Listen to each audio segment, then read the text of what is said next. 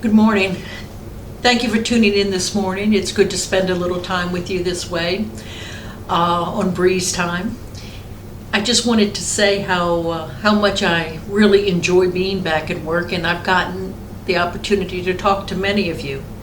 And I know my Sunday worship service still isn't working the way it should, but we are trying to figure it out.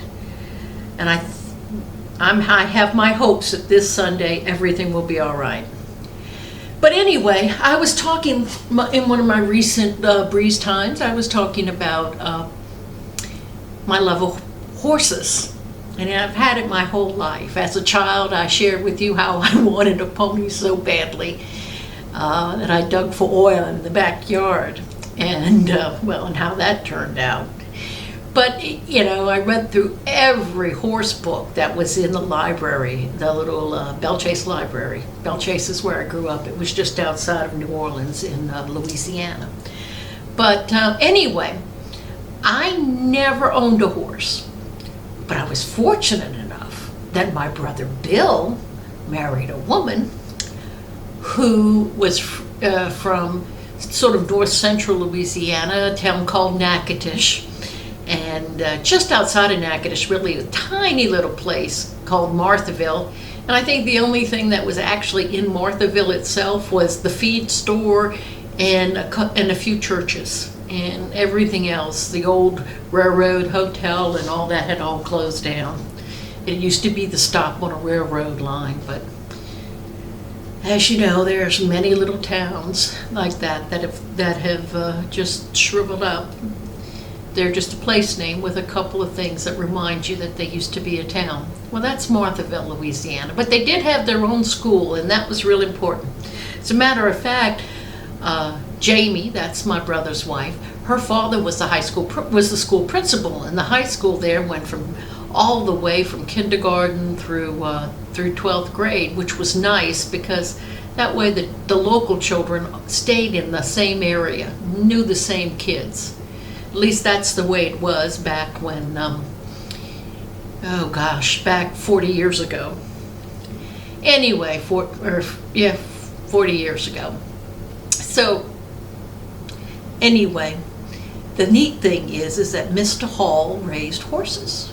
At first he raised Appaloosa, and later on he switched over to raising paint horses. But either way, I used to love to go visit the Halls because they had horses. And I remember Bill and Jamie were so great. They would always arrange for us to be able to go for a ride.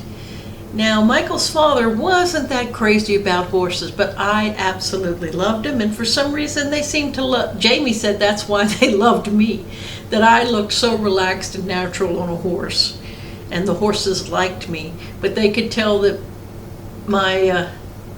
Michael's father, my ex-husband, was nervous and anxious around horses, and they always acted a little more skittish for him because they sensed it.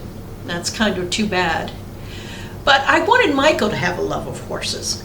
So we didn't get up to visit with the Halls that often because usually we did it when Bill and Jamie, they didn't live in the area at the time after Bill got out of college. Well, after they got married, he went to graduate school up in North Dakota, and then he went to work in Memphis, and they lived there for a good while, and I could go on. But the point is I hoped Michael would enjoy horses as much as I did, and he really liked them. I don't know that he loved them as much as I did, but he liked them.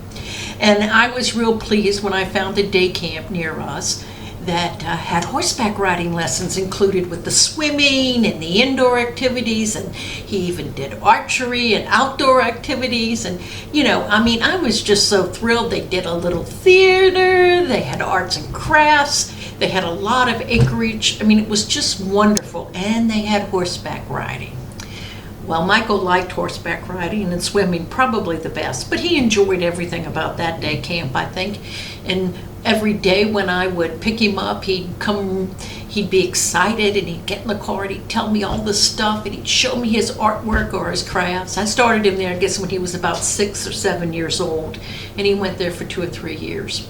But there in the beginning, when he was about 6, I suppose, I I asked him, I said, well, he came running to the car and was even more excited than usual when I picked him up. And I said, well, what's going on, Michael? And he said, oh, Mom.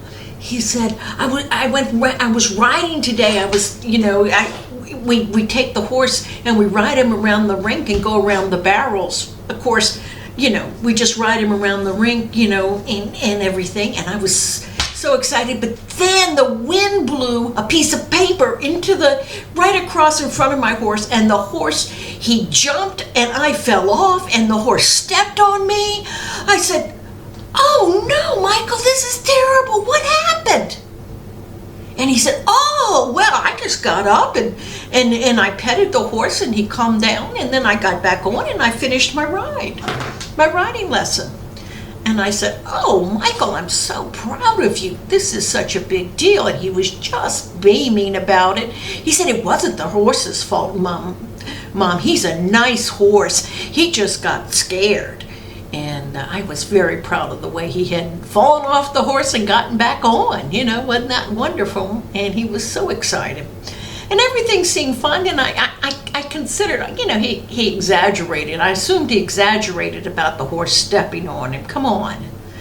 But I didn't challenge him on it, because after all, he was so thrilled. And I was very proud of the mature way he looked at this, And I was glad that he seemed to like horses, and that was a good thing. So anyway, I didn't think anything more about it till that evening, and I told him to go take his bath, and he started to go take his bath, but then he came back and he said, Mom, can you help me take my shirt off? And I knew that was a little strange, because he hadn't asked me. He's 6 years old. He hadn't asked me for help to put on his shirts or take them off for a while, but I didn't think too much of it until I pulled up that shirt, and lo and behold, there on his back was a big hoof print of a horse. That horse had stepped on my baby's back. He had told me, and I didn't even check. I just thought, because he was so excited and he came running up and he was talk, that it had to be an exaggeration. Well, I felt like a terrible mother. So immediately I took him to the emergency room. And the doctor looked at it and checked him out. We got an x-ray. No, nothing was broken. His lungs were fine. There was no signs of internal injury. And it was just, the only thing he had was a big old bruise from that horse hoof print. And that bruise faded away. I used to check it every day, and it seemed like it took forever to fade away. But it didn't deter Michael. He was fine, and he went right back to his horseback riding lessons, and when we would go up to the halls once a year or so, he would go riding and he'd be thrilled.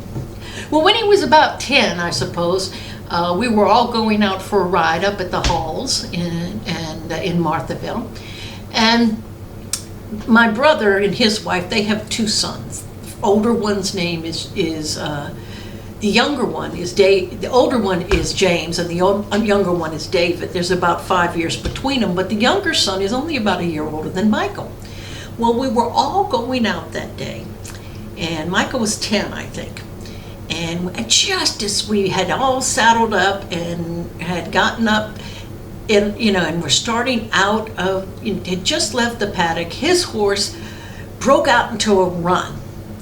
And as it did, Michael fell off, he sort of bounced right off. Well, he fell onto the soft grass of the pasture. I got down. This time I checked him out. I want you to know that. I thoroughly checked everything. And Michael was fine. And he did fine. He was fine. There wasn't anything wrong. And he said, I just don't feel like riding anymore today, Mom. I was a little hesitant, I hate to say it, but I was an overprotective mother.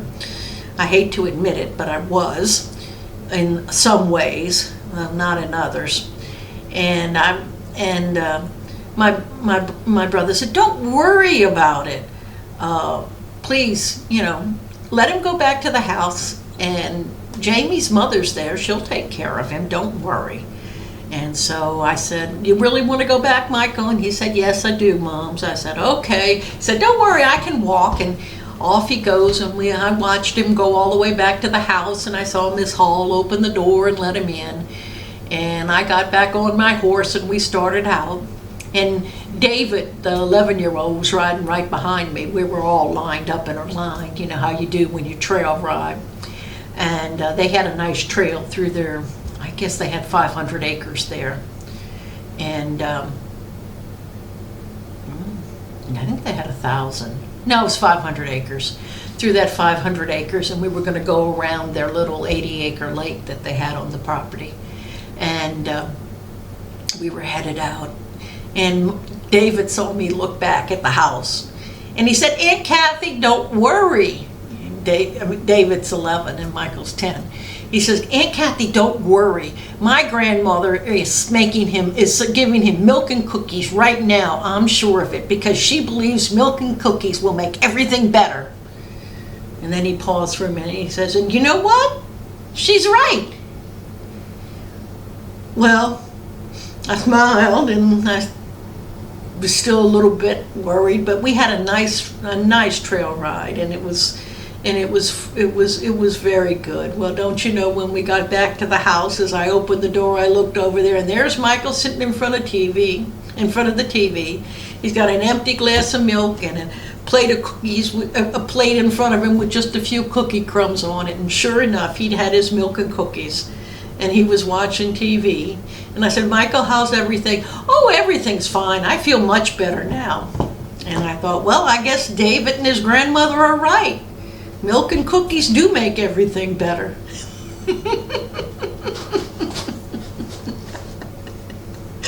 Yeah, I laugh when I think about that one. I'm glad. But Michael and I had other adventures, other times we went horseback riding. Chuck and I got married about a year later. I met Chuck shortly after. Chuck and I started dating shortly after that trip that Michael fell off the horse and found out that milk and cookies make life better. I married my husband, Chuck. And Chuck was raised on a farm in Mississippi. Now, Chuck was a good bit older than I was. I think I've shared that with you. He was 25 years older than I was, actually, but it didn't matter. It didn't seem like there was any age difference between us, not when we were together and when we talked. And he loved horses too. He'd been raised on a farm, after all, and he knew them well. And though he never had horses, he went trail riding with his granddaughter and his grandchildren quite a lot. And so his granddaughter had come for a visit, and we were all going to go for a trail ride. And his other son and Mike and his wife and son were coming for a ride. Were going to join us. So, because I was about 35, and Michael, believe it or not, Chuck had 2 sons when I met. Well, Chuck had 2 sons, and it's true. He is 25 years older than I am, and his oldest son was a couple of years older than me, and his younger son was a couple of years younger than I was. So that's kind of strange, but believe it or not, his 2 sons his older son was named Kenny, and his younger son was named Michael. And I have one son whose first name is Michael and whose last name is Kenny. Life is very strange sometimes, isn't it? But anyway, we were all going for a trail ride at the place that Chuck had taken us before, and Michael and I really enjoyed. It was a nice place over about an hour's drive from New Orleans in Mississippi. And what was so nice about it was a nice long ride. You would get on the horses in the morning, and you had a trail you'd ride, and the trail would take about 2 hours, and it would bring you down to a little river. And when you got to the river, if you would have brought your lunch, and or you could you would have brought your lunch and an ice chest, and they would have loaded it in a pickup truck, and they would have that, and they'd be down there at the river waiting for you. So then they would help you get off the horses. They'd take care of the horses and feed them or give them a break or do whatever needed to be done. And for a couple of hours, you could picnic and then swim in the river for a few hours, and then you could get back on your horse. They'd help you get back on the horses, and you could ride the couple of hours back up the trail to the barn. And it was where your car was parked, and that was always a very nice way to spend a day in the country. I loved it. It was so good. Well, this particular time we were going with Mike's older son, younger son, Michael, and his wife, and their son, who was also named Michael. We got 3 Michaels on this trip, okay? My son, Michael, and Chuck's granddaughter by his older son, and her name was Tiffany. And so we were all good. We all got there in the morning, and we were getting our horses. And the stable people were very responsible, and they always questioned you about what kind of riding experience you had. Well, I always said I love horses, and I have limited experience. I've always I've done some trail rides. I know how to ride a horse, but I'm not a really experienced rider. And Michael, of course, was at that time about 11, and he sort of fit in the same category. And I'll never forget, Chuck said, "I've been riding horses since I was a boy." And he said, "Okay, sir, do you need any help getting on?" And Chuck said, "No, indeed." And Chuck, he says, "Well, here's a horse for you." Mostly they fit us up with the right horses. But then when Chuck's son, Michael was 32 years old, he said, and I was guess about 35 then, he said, "I want a rodeo horse. I want a horse with spirit." And he said, "Are you sure that's what you want? I mean, he said, we've got horses, everything from nice, quiet trail horses that know the route better than, and you don't have to do it, you barely have to guide them there and back, to rodeo horses." And he said, "Well, give me a rodeo horse. That's what I want." And he said, "How much experience do you have?" "Oh, I have enough. I want a horse with some spirit. I want to ride. I came here to ride today." And Chuck said to his son, he said, "Son, you haven't ridden. You don't have that much riding experience." The man went off to go get Michael's horse, and he said, "Are you sure that's what you want?" He said, the only time you ever rode was when you were a teenager, and you rode bareback in the field at your grandfather's house. I mean, you haven't done that since you were about 14 years old. And you never rode that much then. Are you sure you want a rodeo horse?" "Oh, yes, I want a rodeo horse. That's what I want." So he said, "Oh, well." He said, "I'm 32 years old, Dad. Don't worry about me." So that ended that. And Chuck got on his horse, and Michael and I mounted up too, and Tiffany, and we all went off. Well, Chuck's son was kind of hanging back, and he kind of drifted back behind us, and we all got separated because you could only go single file as you went through the woods, and there were about 15 riders out that day. And it was a trail through a nice wooded area. They had cut it so you didn't have to worry about getting hit by trees, but it was just really nice. And we lost track of Michael. He sort of drifted back, and we didn't know what happened to him. Well, we got down to the water, and everybody else was there, but Michael didn't come. And we asked his wife, "What happened?" She said, "I don't know. I was there, and then he was behind me. I was behind Tiffany. I was behind your son Michael, and Michael was behind you, and." She said, "I was behind," it doesn't matter, "I was behind you, and he was behind me, but I don't know, I lost track of him." Well, we all sat down and we decided we'd go ahead and eat our picnic lunches and have our drinks, and then, Michael and my son and Chuck's granddaughter, they all, they had their swimsuits on, and they went swimming, and it was, it was nice, and then we'd been down there about an hour, and don't you know, Michael comes walking in, and afoot. And Chuck's son, Chuck asked his son, what happened? Of course, he could figure it out because he was kind of limping. And I think more than his pride was hurt. He said, well, he had decided he'd seen where somebody had dropped some sunglasses. And so he decided to get off the horse. And he'd gotten off the horse, and when he tried to get back on, the horse bucked. And he fell off. He said, he said that horse was pretty wild, and he said, well, and Chuck reminded, you asked for a rodeo horse, and he said, yeah, but that horse was more so than I thought he was going to be, and he said, that horse bucked, and that horse gave me a hard time in just about everything I tried to do. And then when I got off the horse and tried to get back on, he just took off and he headed off in the direction of the barn, but I knew I was closer to the river than the barn, so I just walked on down here.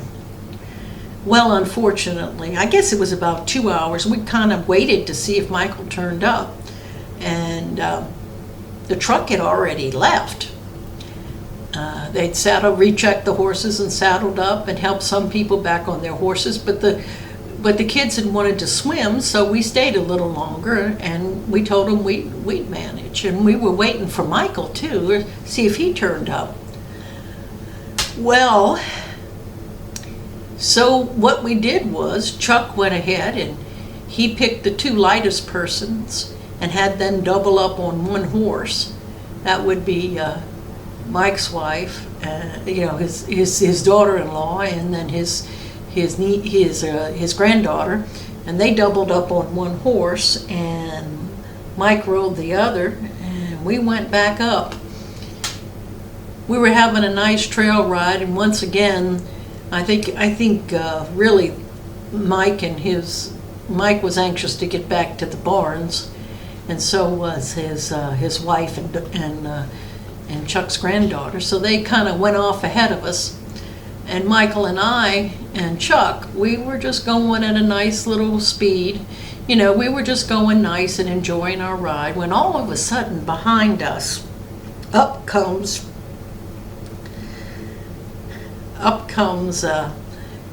we hear two horses running, and we look behind us, and there's two teenage girls, probably about 14, 15 years old, and they're pulling at their reins, and they're trying to stop their horses, and their horses are running.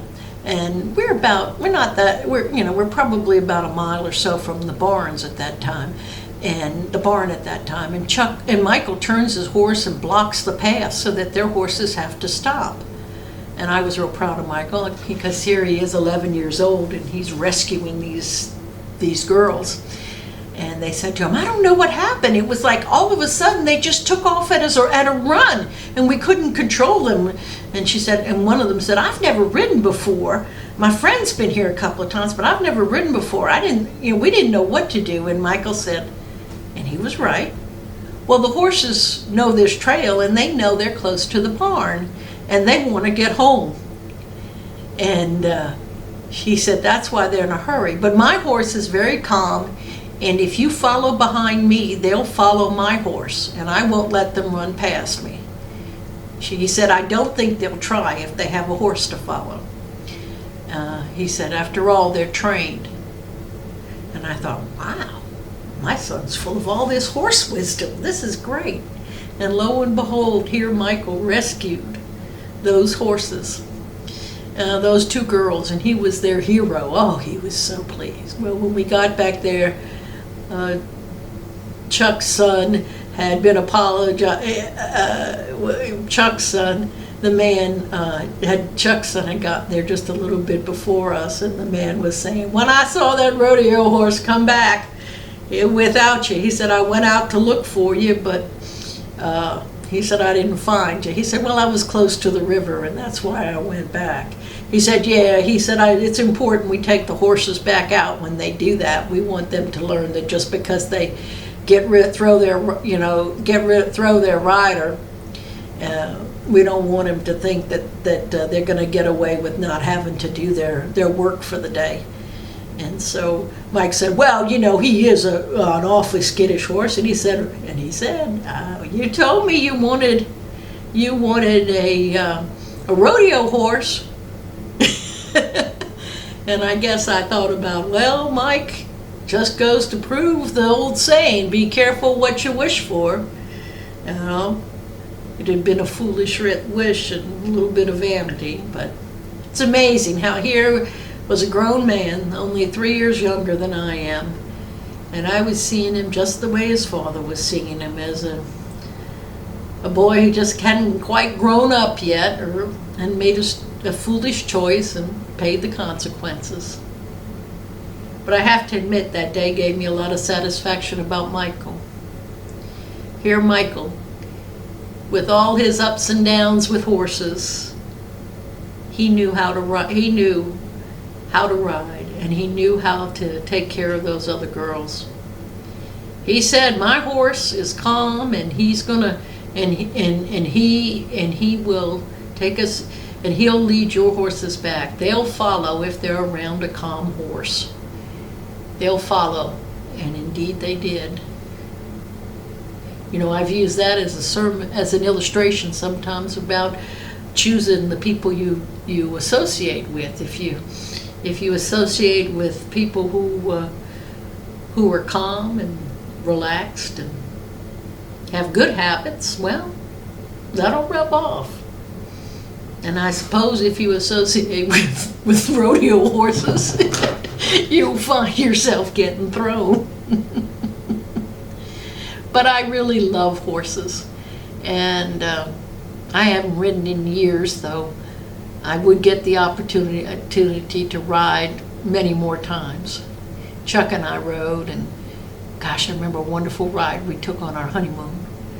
And we always rode on trail rides whenever we had the opportunity. Well, it's been wonderful talking to you, and I get to share all these great memories. I hope you enjoy them, and I hope I can see you all again soon. Until then, God bless you.